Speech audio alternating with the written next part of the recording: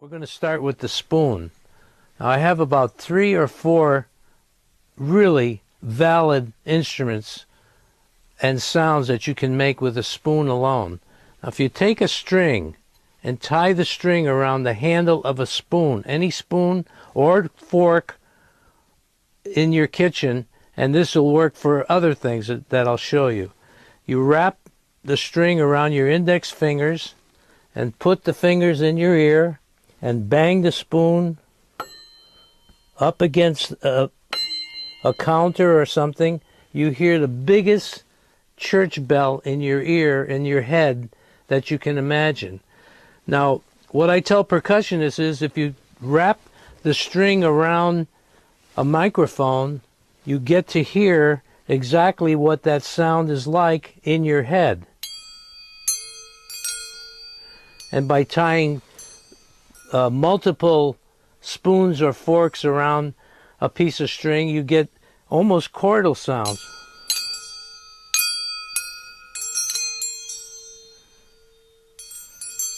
Now, every fork and spoon in your kitchen gets a different sound. Here is a ladle.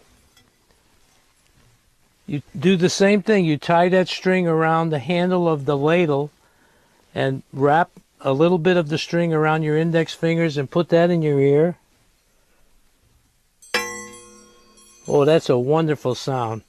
I wish you could hear that, and you will hear that when you try it at home. I'll put a larger spoon on the microphone, and this is what the percussionist can do in the studio, so you can hear what this sounds like.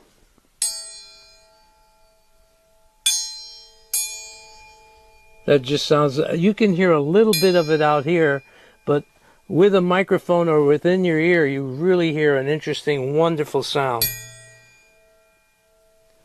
Now, other things that you can tie a string around to get an interesting sound would be the little shelf out of your refrigerator. You just tie a piece of string on each end of this refrigerator shelf, and you can either bang it this way to hear an interesting sound, or while you have this in your ear, you can have someone else just run across something this way, and you almost hear like a harp sound. You can tell exactly what it's going to sound like. So let's tie the string around the shelf from your refrigerator and put that around the microphone so you can hear what this is like.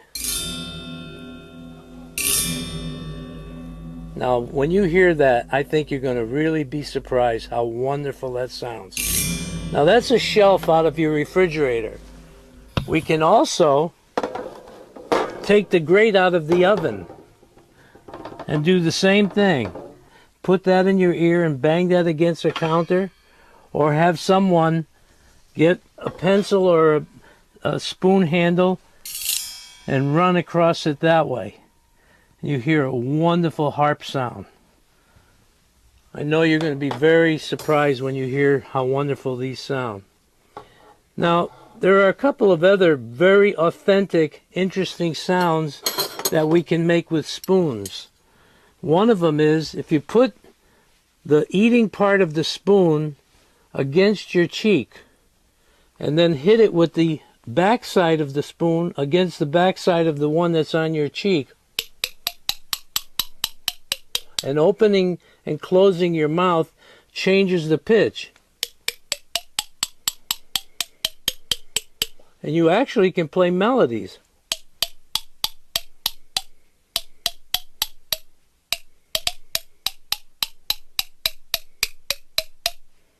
So that's what you can do with that. Now, what we do in the studios, especially when someone is stalking around and the composer will say, you have 2 bars to make some interesting sounds of mystery. Someone is stalking around in the jungle or something. With a wooden spoon, we do this sound a lot.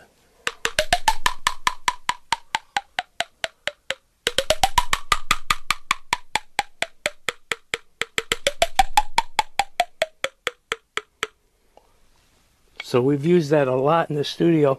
In fact, I could tell you that we used this on King Kong just recently. Now, another interesting thing you can do with spoons is by holding a spoon between your index finger this way and playing them on your knee. You play one side on your knee and this side on your the palm of your hand.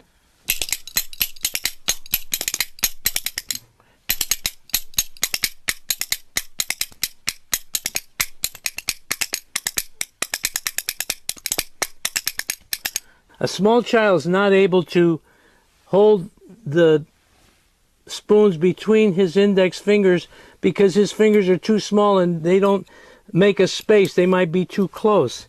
So what you can do in that case is to tie, in this case I have a cork in here.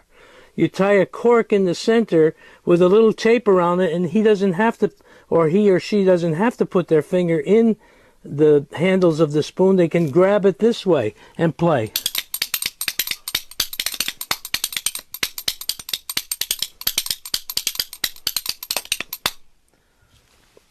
And here's somebody had an interesting idea to bend the spoons and weld them together to make a little space in between to do the same thing.